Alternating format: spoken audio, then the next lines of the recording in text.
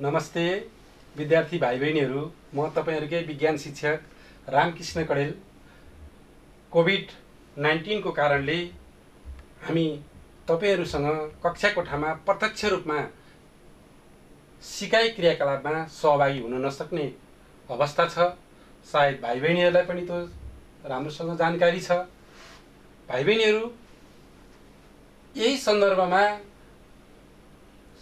वैकल्पिक सिकाइका विभिन्न उपायहरू अवलम्बन गर्ने क्रममा खैरेनी नगरपालिकाको आयोजनामा ग्रेट एफएम र ग्रेट टिभी युट्युब च्यानलबाट प्रसारण हुने सिकाइ कार्यक्रममा सहजीकरण गर्न आज तपाईहरुमाझ म उपस्थित भएको छु। जो भाइ बहिनीहरूले सुनेर बस्नु भएको छ र जो भाइ बहिनीहरूले हेरेर बस्नु भएको छ, ती भाइ बहिनीहरूलाई किताब र कापी लिएर आफ्नो सिक्नुपर्ने कुराहरूलाई ध्यान दिन अनुरोध गर्दै म छलफललाई अगाडि बढाउन चाहन्छु। भाइ बहिनीहरू, अघिल्लो कक्षामा हामीले न्युटनको गुरुत्वाकर्षण सम्बन्धी नियम पढ्यौं। न्युटनको गुरुत्वाकर्षण सम्बन्धी नियम अनुसार गुरुत्वाकर्षण बल कुनै दुईवटा कुरामा भर पर्दछ। हामी सबैलाई थाहा छ, भाइ बहिनीहरूले पढिसक्नु भएको छ। ती कुराहरू हुन्: 1 नम्बर कुनै दुई वस्तुको पिण्ड र 2 नम्बर ती वस्तुहरू बीचको केन्द्रीय दूरी, वा दुई वस्तुहरू बीच उत्पन्न हुने गुरुत्वाकर्षण बल ती दुई वस्तुको पिण्डको गुणनफलसँग समानुपातिक हुन्छ र केन्द्रीय दूरीको वर्गसँग व्युत्क्रमानुपातिक हुन्छ भन्ने हामीले पढिसकेका छौं। र गुरुत्वाकर्षण सम्बन्धी नियम अनुसार F बराबर क्यापिटल G m1 m2/d² हुन्छ भन्ने हामीले पढिसकेका छौं। F भनेको गुरुत्वाकर्षण बल बराबर क्यापिटल G भनेको गुरुत्वाकर्षण स्थिराङ्क वा गुरुत्वाकर्षण अचर राशि, m1 भनेको पहिलो वस्तुको पिण्ड, m2 भन्नाले दोस्रो वस्तुको पिण्ड भन्ने बुझ्नुपर्छ र d भन्नाले तिनीहरू बीचको केन्द्रीय दूरी भन्ने बुझ्नुपर्छ। अब आज हामी दुई वस्तुहरूको पिण्ड र तिनीहरू बीचको केन्द्रीय दूरीमा परिवर्तन गरिदिँदा गुरुत्वाकर्षण बलमा कति अन्तर आउँछ, यो विषयमा आज हामी छलफल गर्नेछौँ। यो विषयमा छलफल गर्नुभन्दा अगाडि थोरै म भाइ बहिनीहरूलाई विषयवस्तु प्रश्न गर्न चाहन्छु। दूरीलाई स्थिर तर पिण्ड परिवर्तन भएको अवस्थामा दूरीलाई स्थिर राखी 2 मध्ये 1 को पिण्ड 2 गुणा बढाउँदा गुरुत्वाकर्षण बल कति हुन्छ? त्यस्तै दूरी स्थिर राखी पिण्डहरूलाई, यसको मतलब दुईटै वस्तुको पिण्डलाई भनेको 2 गुणा बढाउँदा गुरुत्वाकर्षण बलमा कति अन्तर आउँछ भन्ने विषयमा हामी छलफल गर्नेछौँ। त्यसैगरी पिण्डहरूलाई स्थिर राखी दूरी परिवर्तन भएको अवस्थामा यसका पनि दुईवटा अवस्थाहरू छन्। 1 नम्बरमा पिण्डहरूलाई स्थिर राखी दूरीलाई आधा गर्दा कस्तो परिवर्तन आउँछ गुरुत्वाकर्षण बलमा, त्यस्तै गरेर पिण्डहरूलाई स्थिर राखी दूरीलाई 2 गुणा बढाउँदा गुरुत्वाकर्षण बलमा कति फरक आउँछ वा गुरुत्वाकर्षण बल कति हुन्छ, यही विषयमा रहेर आज हामी भाइ बहिनीहरूसँग छलफल हुनेछ। सुरुमा म भाइ बहिनीहरूलाई न्युटनको गुरुत्वाकर्षण सम्बन्धी नियम अनुसार यदि पहिलो वस्तुको पिण्ड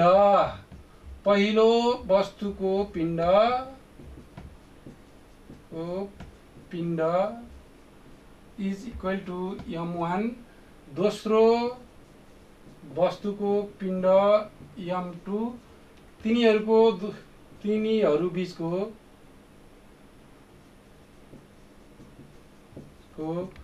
केन्द्रीय दूरी बराबर d भए न्युटनको गुरुत्वाकर्षण सम्बन्धी नियम अनुसार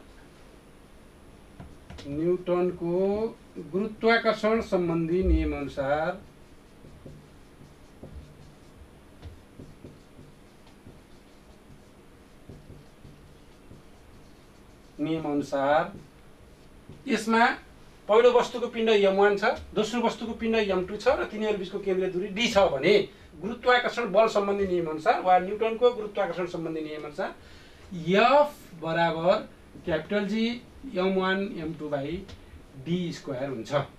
भाइ बहिनीहरू, F भनेको गुरुत्वाकर्षण बल जी भनेको गुरुत्वाकर्षण अचर राशि, m1 भनेको पहिलो वस्तुको पिण्ड, m2 भनेको दोस्रो वस्तुको पिण्ड र d भनेको d स्क्वायर भनेको तिनीहरू बीचको केन्द्रीय दूरीको वर्ग। माथि दिएको पहिलो वस्तुको पिण्ड m1, दोस्रो वस्तुको पिण्ड m2 र केन्द्रीय दूरी d हुँदा गुरुत्वाकर्षण F बराबर g(m1m2) d स्क्वायर हुन्छ भन्ने हामीले पहिला पनि पढिसकेका छौँ र आज पनि यो विषय छलफल भयो। अब हामी विषयवस्तुमा प्रवेश गरौँ।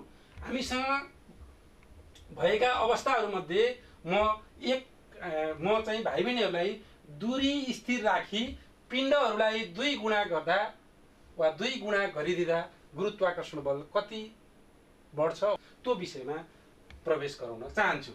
भाइ बहिनीहरू, दूरी स्थिर भन्नाले सुरुको अवस्थामा जति दूरी छ त्यति राख्ने भनेको हो भन्ने बुझ्नुपर्छ। सुरुको दिएको अवस्थामा हामीसँग केन्द्रीय दूरी d छ, त्यसैले d लाई परिवर्तन नगर्ने। पिण्डहरूलाई 2 गुणा बढाउँदा भन्नाले हामीसँग 2 वटा वस्तुको पिण्ड छ, एउटा वस्तुको पिण्ड m1 छ र अर्को वस्तुको पिण्ड m2 छ।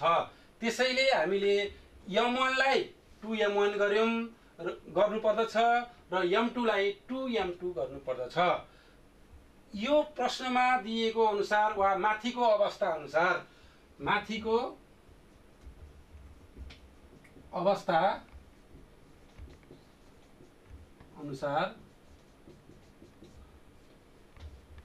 माथि उल्लेख भएको अवस्था भन्नाले दूरी स्थिर राखी पिण्डहरूलाई 2 गुणा बढाउँदा यो बुझ्नु पर्दछ। यस अनुसार पहिलो वस्तुको पिण्ड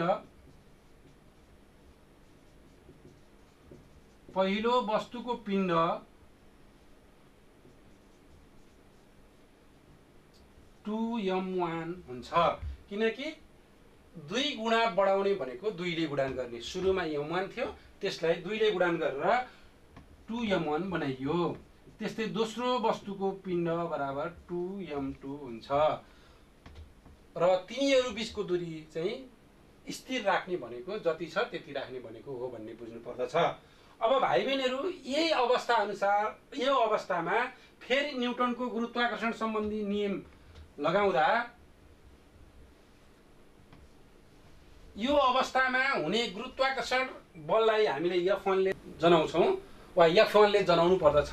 F1 बराबर क्यापिटल G, m1 भन्नाले 2m1 छ त्यस्तै हुन्छ, त्यस्तै m2 भन्नाले 2m2 हुन्छ र केन्द्रीय दूरीको वर्ग, केन्द्रीय दूरी जतिको तति हुन्छ, त्यसैले केन्द्रीय दूरीको वर्ग कति हुन्छ d स्क्वायर हुन्छ भन्ने बुझ्नु पर्दछ। अब यसलाई हामीले हल गर्छौँ। F1 बराबर 2 दुना 4 हुन्छ, 4 अगाडि ल्याउने, capital G m1 m2 by d square हुन्छ। भाइ बहिनीहरू, अहिले हामीले F बराबर G m1 m2 by d square गुरुत्वाकर्षण सम्बन्धी नियम लगाएर त्यो फर्मुला हामीले लेखेको छौँ, जसलाई हामीले समीकरण I मानेका थियौँ। समीकरण I लाई र अहिले आएको F1 बराबर 4G m1 m2 by d स्क्वायरलाई दाँच्नु पर्ने हुन्छ। F बराबर G m1 m2 by d square छ, F1 बराबर 4G m1 m2 by d square छ। अब यहाँनिर G m1 m2 by d स्क्वायरलाई हेर्ने हो भने समीकरण 1 मा दिएको अनुसार F सँग बराबर हुन्छ। त्यसैले हामीले के लेख्नु पर्छ भने F1 बराबर 4, समीकरण 1 मा दिएको अनुसार F is equal to F बराबर G m1 m2 by d square छ। त्यसैले 4 पछि हामीले के लेख्न सक्छौँ, F लेख्न सक्छौँ, जसलाई हामीले भन्न सक्छौँ समीकरण 1 सँग दाँच्दा वा समीकरण 1 बाट। यस अनुसार हामीले के बुझ्न सक्छौँ भने पहिलाको गुरुत्वाकर्षण बल F थियो, पछि दुईटै वस्तुको पिण्डलाई हामीले 2 गुणा गर्दियौँ, त्यसपछिको गुरुत्वाकर्षण बललाई हामीले F1 मान्यौँ र त्यो F1 कति भयो त भन्दा सुरुको गुरुत्वाकर्षण बल F को 4 गुणा भयो। त्यसैले हामीले अब के भन्न सक्छौँ भने दूरीलाई स्थिर राखी पिण्डहरूलाई 2 गुणा बढाउँदा गुरुत्वाकर्षण बल चाहिँ 4 गुणा हुन्छ भन्ने बुझ्नुपर्छ, किनकि यहाँ एफ को 4 गुणा F1 निस्किएको छ। यस अनुसार हामीले यो कुरा बुझ्नु आवश्यक छ भाइ बहिनीहरू। भाइ बहिनीहरूलाई केही छ यसमा केही नबुझेको भए भाइ बहिनीहरूले प्रतिक्रिया दिनको लागि मेरो अनुरोध छ। फेरि म एकचोटि दोहोऱ्याउन चाहन्छु। न्युटनको गुरुत्वाकर्षण सम्बन्धी नियम अनुसार F is equal to Gm1m2/d² हुन्छ। पिण्डलाई दुईटै पिण्डलाई 2 गुणा बढाइदिँदा F1 is equal to G2m1m2/d² हुन्छ। यसलाई हामीले हल गर्दा F1 बराबर 4 Gm1m2/d² हुन्छ। अब यहाँनिर F1 बराबर 4F हुन्छ हामीले, किनकि F भनेको Gm1m2/d² हो, जुन समीकरण 1 भनेर हामीले उल्लेख गरिसकेका छौँ। यसर्थ यो पहिलो अवस्था अनुसार दूरीलाई स्थिर राखी पिण्डहरूलाई 2 गुणा बढाउँदा गुरुत्वाकर्षण बल 4 गुणा हुन्छ भन्ने भाइ बहिनीहरूले बुझ्नु पर्दछ। भाइ बहिनीहरू, अब म दोस्रो अवस्था पुनः अर्को अवस्थामा प्रवेश गर्न चाहन्छु। अर्को अवस्था अनुसार पिण्डहरूलाई स्थिर राखी दूरीलाई आधा गर्दा गुरुत्वाकर्षण बल कति हुन्छ, सो अवस्थालाई मैले उल्लेख गर्न चाहे। पिण्डहरूलाई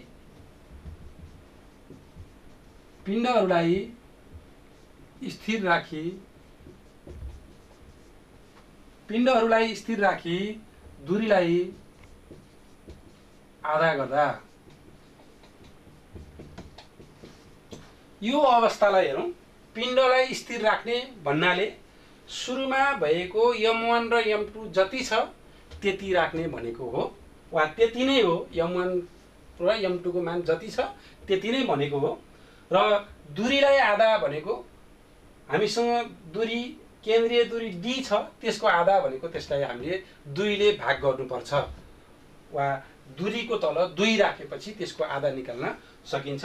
त्यसैले हामीले लेख्न सक्छौँ केन्द्रीय दूरी बराबर D/2 हुन्छ। यो अवस्थालाई हेरेर फेरि हामीले यसमा न्युटनको गुरुत्वाकर्षण सम्बन्धी नियमलाई उपयोग गरौँ। न्युटनको गुरुत्वाकर्षण सम्बन्धी नियम अनुसार फेरि F1 भन्नाले नयाँ गुरुत्वाकर्षण बल भन्ने बुझ्नु पर्दछ। F1 बराबर क्यापिटल G M1 M2/d केन्द्रीय दूरी हेरौँ, केन्द्रीय दूरी D/2 छ, किनकि दूरीलाई आधा गर्ने भनेको छ। भाइ बहिनीहरू, अब हामीले फेरि लेख्न सक्छौँ F1 बराबर ठुलो G M1 M2/d² का तल 4। अब हामीले के गर्न सक्छौँ भन्दा फेरि F1 बराबर G M1 M2/d² मल्टिप्लाई 4। यहाँ G M1 M2 एउटा अंश हो भने d² का तल 4 यो अंशको पुरै हर हो, र फेरि d² को तल 4 छ, यो 4 फेरि यो d² को के हो, हर हो। यसलाई मल्टिप्लाईमा ल्याउँदा 4 ले G M1 M2 सँग के हुन्छ, गुणन हुन्छ भन्ने बुझ्नु पर्दछ। अब हामी फेरि अघि नैको जस्तै F1 equal to G M1 M2/d² भन्नाले समीकरण 1 मा उल्लेख भए अनुसार F भन्ने बुझ्नु पर्छ, र 4 छ हामीसँग, 4 छ, 4 F भयो। र यसरी हामीसँग एउटा नतिजा प्राप्त भइसकेको छ। पिण्डहरूलाई स्थिर राखी दूरीलाई आधा गर्दा पनि गुरुत्वाकर्षण बल सुरुको भन्दा 4 गुणा हुन्छ भन्ने बुझ्नुपर्छ। भाइ बहिनीहरू, म फेरि यो विषयलाई दोहोऱ्याउन चाहन्छु। न्युटनको गुरुत्वाकर्षण सम्बन्धी नियम अनुसार गुरुत्वाकर्षण बल दुईटा कुरामा भर पर्छ। एउटा दुई वस्तुको पिण्ड, अर्को तिनीहरू बीचको केन्द्रीय दूरी। पिण्डलाई परिवर्तन गर्दा वा दूरीलाई परिवर्तन गर्दा गुरुत्वाकर्षण बल के हुन्छ त्यही विषयमा हामीले छलफल गरिसकेका छौँ। खास गरी पहिलो वस्तुको पिण्ड M1, दोस्रो वस्तुको पिण्ड M2 र तिनीहरू बीचको केन्द्रीय दूरी D भए गुरुत्वाकर्षण बल सम्बन्धी नियम अनुसार F बराबर G M1 M2/d² हुन्छ। अनि दुईटै वस्तुको पिण्डलाई दोब्बर गर्दैछ अनि डीलाई जतिको जति राखेको अवस्थामा एफ गुरुत्वाकर्षण बल आउने गुरुत्वाकर्षण बललाई F1 गरेर गर्दा पनि गुरुत्वाकर्षण बल 4 गुणाले बढ्या। यसको अर्थ के हुन्छ भन्दाखेरि हामीले पढेको गुरुत्वाकर्षण सम्बन्धी नियम अनुसारको सैद्धान्तिक कुरालाई पनि यसले प्रमाणको रूपमा व्याख्या गर्न मद्दत गर्छ, किनकि गुरुत्वाकर्षण बल पिण्डको गुणनफलसँग समानुपातिक हुन्छ। हामीले पिण्डलाई 2 गुणा गरिदिँदाखेरि गुरुत्वाकर्षण बल बढेको छ। यसको अर्थ हुन्छ पिण्डको मान बढ्यो, गुरुत्वाकर्षण बलको मान बढ्यो। त्यसैले यो सिद्धान्तलाई चाहिँ सैद्धान्तिक प्रमाणको रूपमा यसले पनि एउटा स्पष्ट पार्न मद्दत गरेको छ। त्यस्तै केन्द्रीय दूरीको वर्गसँग गुरुत्वाकर्षण बल व्युत्क्रमानुपातिक हुन्छ भन्ने पढ्यौं। अब दूरी घटाइदिँदा गुरुत्वाकर्षण बल के हुन्छ, बढ्छ भन्ने बुझ्नु पर्यो। अब यहाँनिर के भयो भन्दा दूरीलाई हामीले आधा गर्दियौं, दूरीलाई आधा गर्दा गुरुत्वाकर्षण बल बढ्यो। कति गुणा भयो भन्दा 4 गुणा भयो। दूरीलाई घटाइदिँदा पनि गुरुत्वाकर्षण बल बढ्दो रहेछ र पिण्डलाई बढाउँदा पनि गुरुत्वाकर्षण बल के हुँदो रहेछ, बढ्दो रहेछ भन्ने कुरा हामीले यो क्रियाकलापबाट वा यो छलफलबाट थाहा पायौं। ल भाइ बहिनीहरू, अब 2वटा क्रियाकलाप हामीले गरिसक्यौं। अब म भाइ बहिनीहरूलाई 2वटा क्रियाकलाप गर्नको लागि अनुरोध गर्दछु। यही अनुसार दूरीलाई स्थिर राखी 2 मध्ये 1 को पिण्ड 2 गुणा बढाउँदा गुरुत्वाकर्षण बल के हुन्छ। हामीसँग अहिले हामीले गर्यौं 2वटा पिण्डहरूलाई नै 2 गुणा बढाइदिने। अब हामीलाई भनेको छ 2 मध्ये 1 को पिण्ड 2 गुणा बढाउँदा। यसको अर्थ के हुन्छ भन्दाखेरि एउटा वस्तुको पिण्ड M1 अर्को वस्तुको पिण्ड M2 छ भने हामीले दुईटा मध्ये एउटालाई 2 ले गुणन गर्नुपर्छ, वा 2M1 गर्नु पर्यो वा 2M2 मात्रै गर्नु पर्यो र अरूलाई स्थिर राख्नु पर्यो। अरू भन्नाले दूरीलाई स्थिर राख्नु पर्यो। M1 र M2 मध्ये एउटालाई स्थिर राखेर एउटालाई 2 गुणाले गर्नु पर्यो र गुरुत्वाकर्षण सम्बन्धी नियम लगाएर अहिले गरेको अनुसारै हामीले चाहिँ कति अन्तर आउँछ गुरुत्वाकर्षण बलमा त्यो निकाल्न सक्छौं। त्यसै गरेर पिण्डहरूलाई स्थिर राखी दूरीलाई 2 गुणा बढाउँदा पिण्ड M1 छ भने M1 नै राख्ने, M2 छ भने M2 नै राख्ने, अनि दूरी D छ भने 2 गुणा भन्नाले 2D गर्ने र सो अनुसार न्युटनको गुरुत्वाकर्षण सम्बन्धी नियमलाई हामीले यसमा लगाइदिने हो भने पिण्डहरूलाई स्थिर राखी दूरीलाई 2 गुणा बढाउँदा गुरुत्वाकर्षण बल कति हुन्छ त्यो पनि निकाल्न सक्छौं। साथै भाइ बहिनीहरूलाई म एउटा प्रश्न फेरि दिन चाहन्छु। दूरीलाई आधा र पिण्डहरूलाई 2 गुणा गर्दा गुरुत्वाकर्षण बल कति हुन्छ।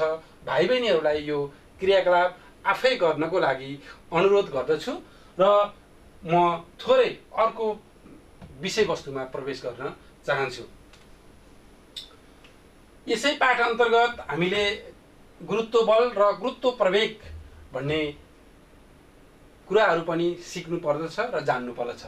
भाइ बहिनीहरू, हामीले चाहिँ पृथ्वीमा मान्छेहरू उभिएको देखेका छौं, कुनै वस्तुलाई माथितिर फाले पृथ्वीको सतहतिर आएको देखेका छौं।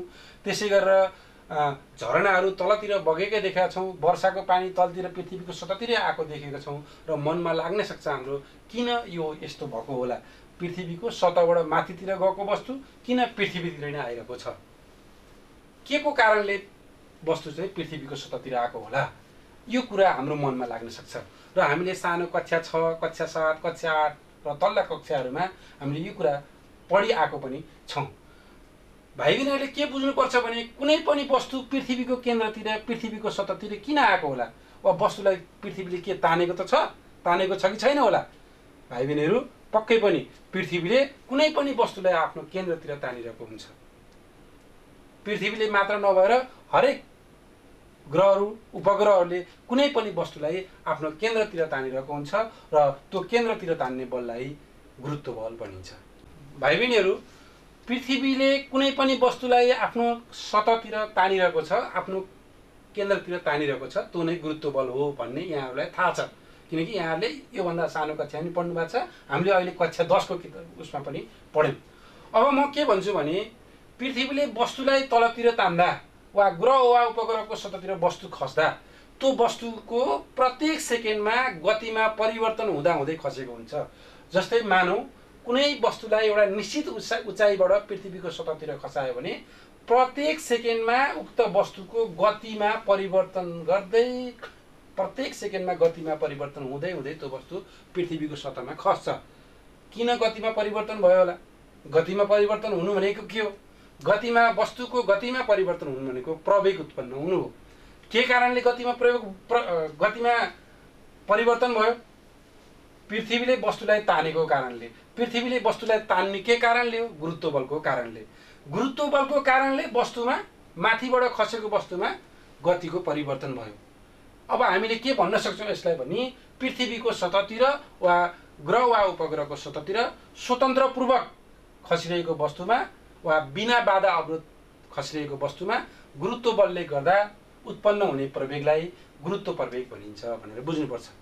खास गरी अब चाहिँ हरेक वस्तु पृथ्वीको सतहतिर धेरै वस्तु खसिरहेको हुन्छ, हामीले देखेका छौँ। सबै वस्तुमा गुरुत्व प्रवेग उत्पन्न भएको हुन्छ। बिना बाधा अवरोध स्वतन्त्र खसिरहेको वस्तुमा गुरुत्व बलले गर्दा उत्पन्न हुने प्रवेगलाई गुरुत्व प्रवेग भनिन्छ भन्ने बुझिसकेपछि गुरुत्व प्रवेगलाई केले जनाउँछ भन्ने बुझ्नुपर्छ। गुरुत्व प्रवेगलाई सानो जी स्मल जीले जनाइन्छ र पृथ्वीमा यसको औसत मान 9.8 मिटर प्रति सेकेन्ड स्क्वायर हुन्छ। पृथ्वीको भूमध्य क्षेत्रमा 9.78 मिटर प्रति सेकेन्ड हुन्छ र ध्रुवीय क्षेत्रमा 9.83 मिटर प्रति सेकेन्ड हुन्छ।